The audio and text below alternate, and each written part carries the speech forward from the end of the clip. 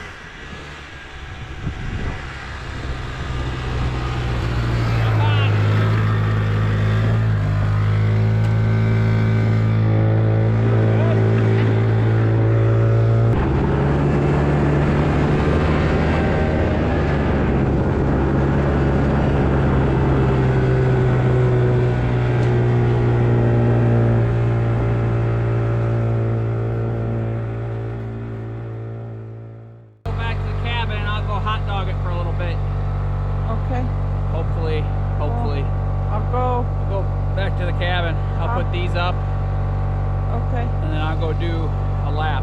Do you want to take this with you that way? No. No. Okay. No.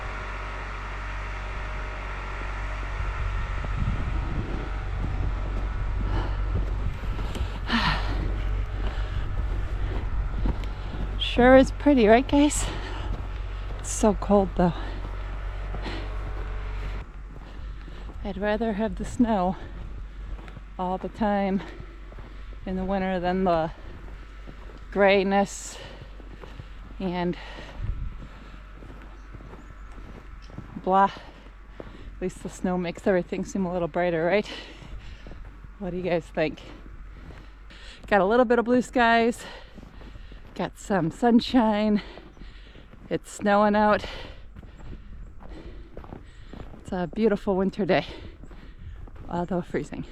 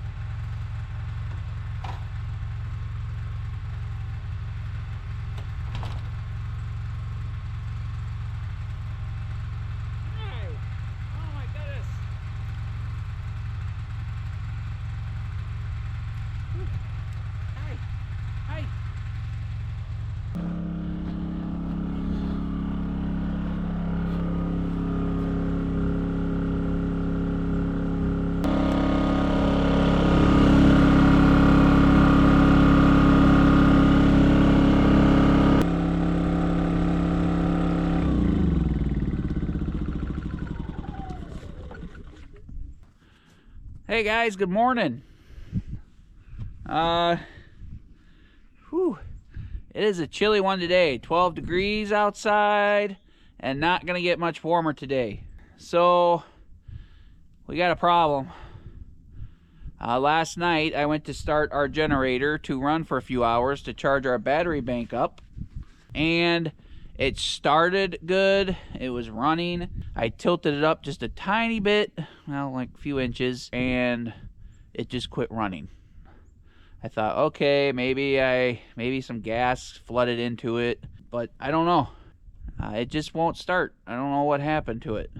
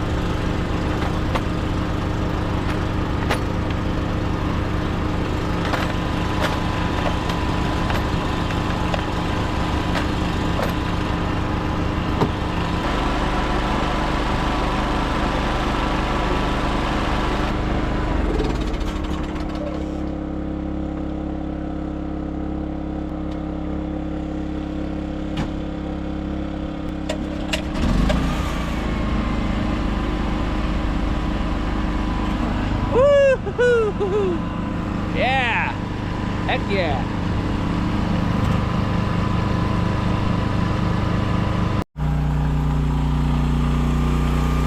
There you go, guys.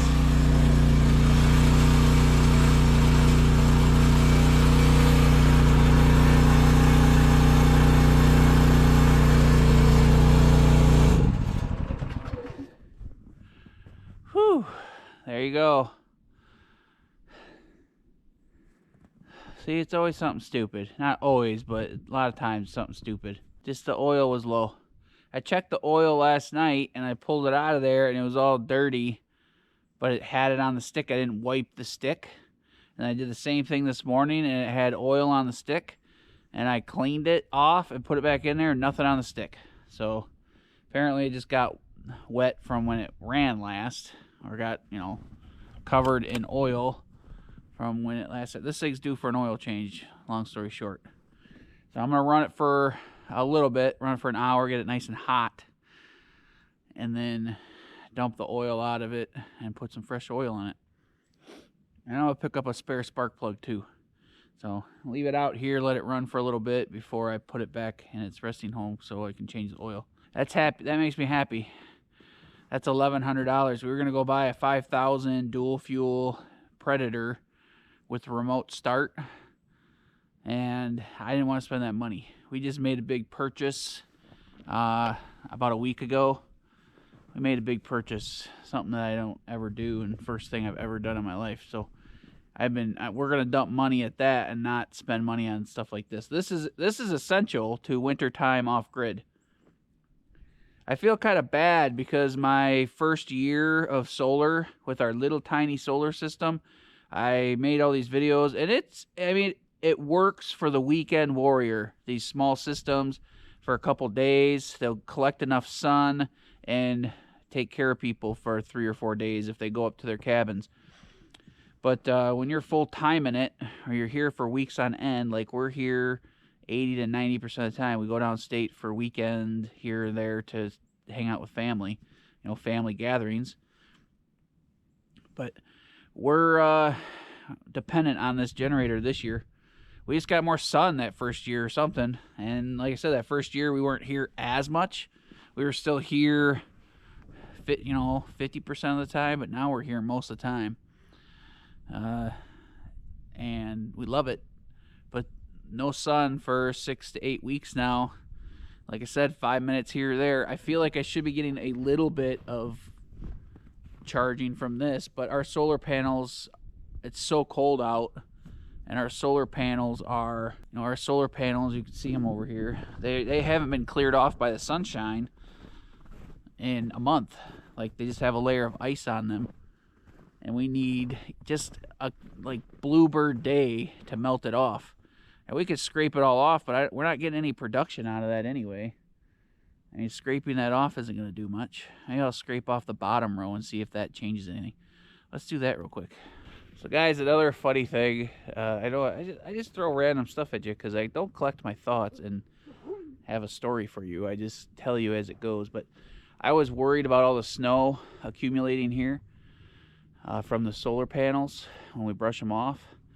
And then, you know, you always figure things out as you go. When you live in the environment, you figure out the best way to do things. Well, I was dreading shoveling all this out of the way so we could get here. Well, guess what? We just use it for water. And it's a dual purpose thing. Kind of like our solar array woodshed. Kind of like everything. You got to try to, double dip when you can. Solar array woodshed saves us thousands. Building our own barn and saving a bunch of money saved us thousands. Doing silly things, just like moving firewood. You don't want to touch firewood any more than you have to. Well, you don't want to shovel snow for no reason. Well, we melt it.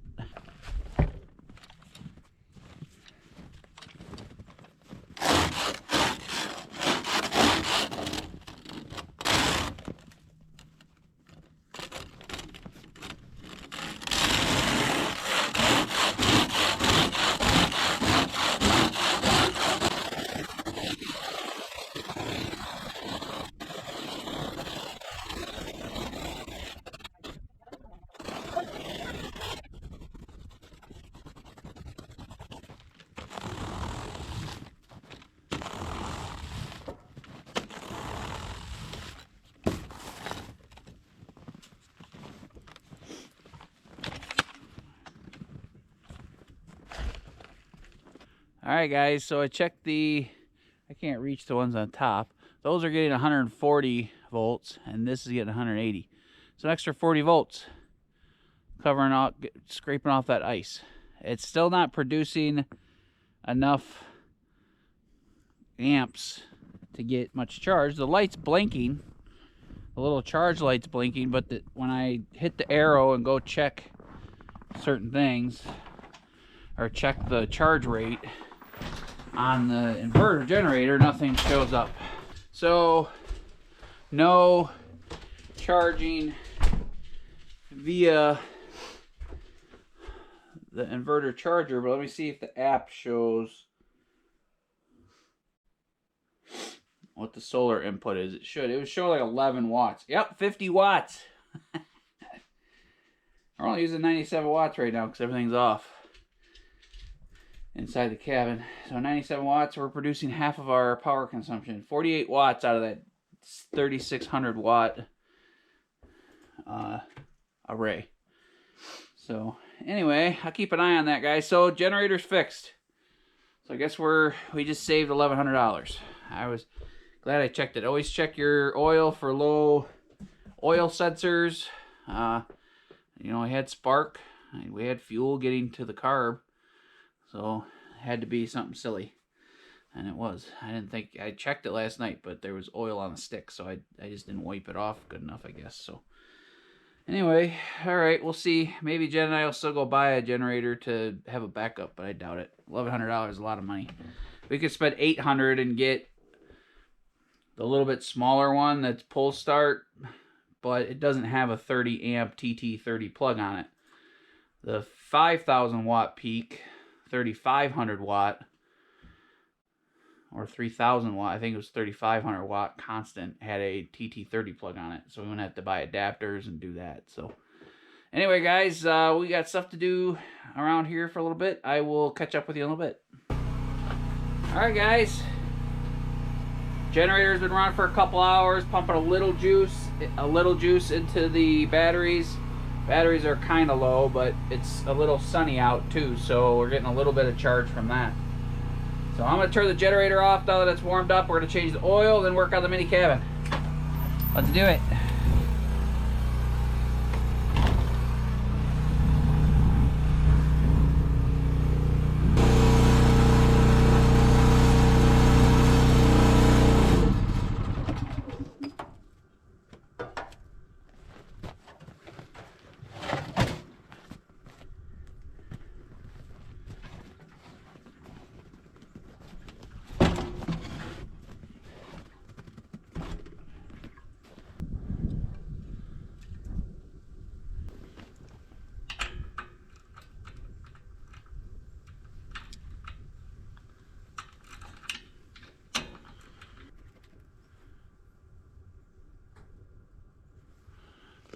Alright, guys, so changing the oil on a generator like this is super simple.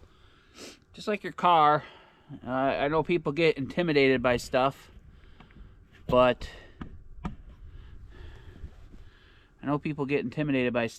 don't get intimidated. Just take your time. And I mean, I've been working on clunker cars for 25 years, I guess. So we have an empty quart of oil here. I just a tiny bit left in here.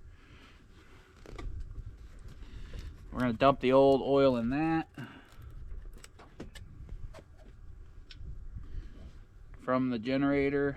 Get rid of this. There's not much in here.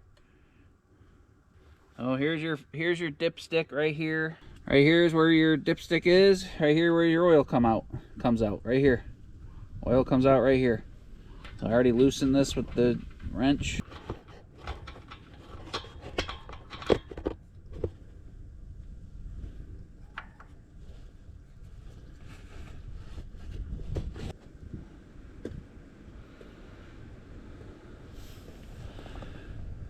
I'm just putting this back in the quart of oil, and we will recycle this. And when I say recycle, I mean use it to start fires. I save all my old fry oil and all my used up oil. And some people, you know, mix it with diesel fuel and burn it. Some people reuse it for other stuff. It'd be really cool if you could reuse it for lubricating chainsaw. chainsaws, because I buy that oil a lot. It's like $10 a gallon, which isn't bad because you only use like maybe a couple gallons a year. But anyway, I just dump a little bit of this on some cardboard and it just lights right up and gets things going. Like when we use our burn barrel for, we don't throw garbage in there, we just throw cardboard and paper products, so we don't have as much garbage. You don't have as much garbage as you think you do.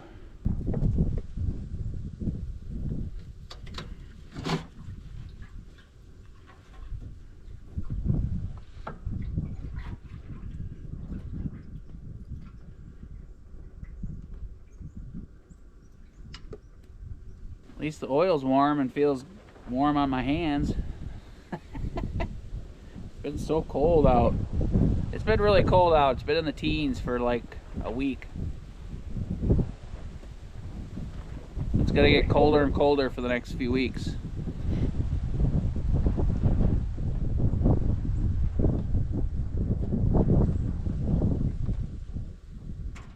So there's not much oil in these generators and small engines, so it's really cheap to keep up on it. Let's see how much was in there. I spilled probably a couple ounces, but actually there's 18 ounces in here, and I spilled a couple ounces, so there's probably 20 to 24 ounces. Simple as that. You could run a little bit of oil in here to like flush it out, but it's not necessary. And it would clean it out a little bit better, but there we go. Plugs back in. Now I know I need to put 20 some ounces in here.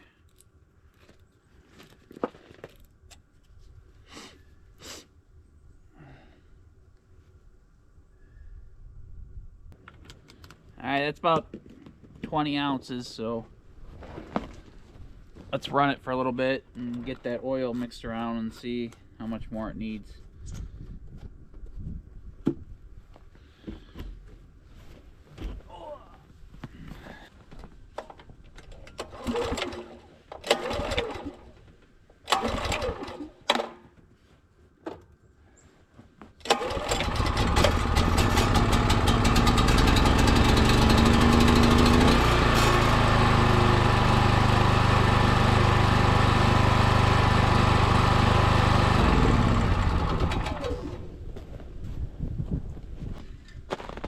Right on the high mark, the H.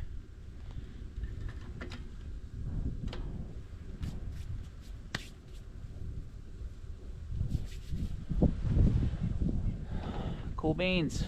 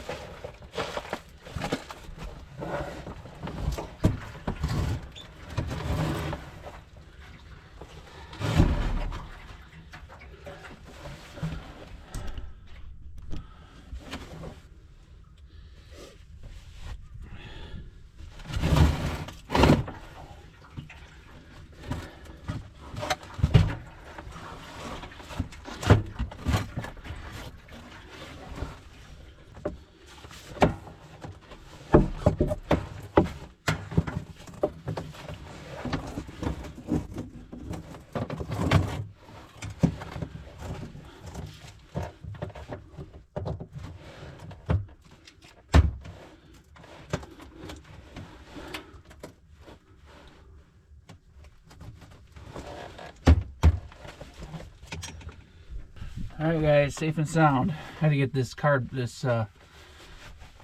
chunks of concrete board here. Behind the, I don't like.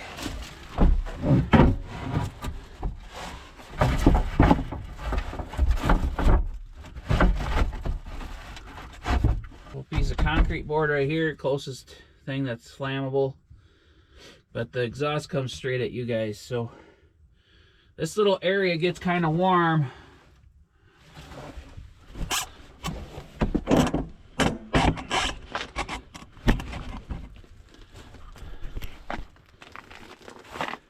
So this little room gets kind of warm even though the front underneath is open. I had a piece of wood blocking up against that. I should put it back up. It's wide open underneath, so a lot of air gets in here. But it does, I think, kind of help warm up the shed too when it's running.